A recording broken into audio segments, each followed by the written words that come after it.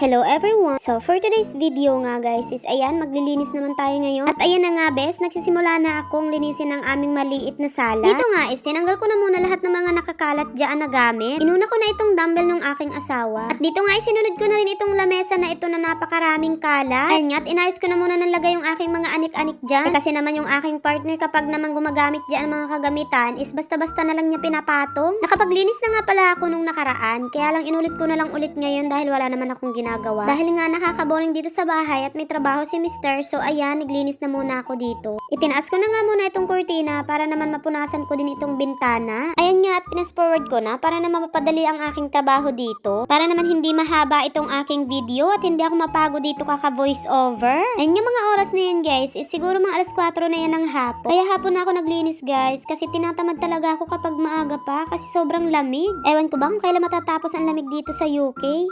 Mabalik na nga tayo at nandito na nga tayo sa may sofa. At yun nga, hindi ko na tinanggal yung cover kasi naman yan inilinisan ko na nung nakaraan. Pinagpagan ko na nga lang yan ng kaunti guys kasi wala naman kaming bata dito at dadalwa lang naman kami ni Mr.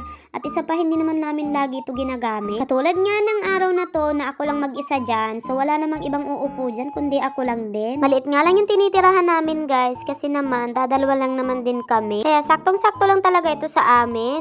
Sobrang tahimik din talaga dito guys. Halos wala ka talaga makikitang mga tao sa labas. Kapag nga may trabaho si Mr. is ganyan talaga ang routine ko. Kaya makikita nyo talaga sa mga video is pag hindi paglilinis is pagluluto. O kaya naman ay kami ay nasa labas. Ang ibig sabihin nun guys is ang aking Mr. ay day off. Kapag kasi siya ay day off ay lumalabas kami at pinapasyal niya nga ako sa mga iba't ibang lugar dito sa kanila. Mostly talaga na pinupuntahan namin is mga park nga. Dahil nga mahilig tayo sa nature kaya ayan lagi kong sinasabi sa kanya na pumunta kami. Kaya nga bago pa lang yun mag-day off is naghahanap tayo sa cellphone niya kung saan kami pupunta. Kapag nga may nakita siya na magandang spot, ay ayun na nga at yun ang pinupuntahan namin. Mabalik na nga tayo sa ginagawa ko is ayan na nga guys, nilagay ko na rin yung mga halaman dyan. Kanina nga bago ako mag-video is tinanggal ko na muna lahat yan kaya ngayon nyo lang yung nakita guys. Mahilig din talaga sa halaman ng aking partner kaya naman pag uwi ko dito sa England, ay ayan nga at ang napakarami niyang halaman. So ayan na nga guys, natapos ko na lahat-lahat at binabalik ko na ang mga kagamit. Ilagay ko na rin nga yung lamesa at saka yung dumbbell na ginagamit niya kapag nag-e-exercise siya. Ayan na nga sa wakas at natapos na rin tayo at gaya ng sabi ko sa inyo kanina na maliit lang talaga itong salas namin.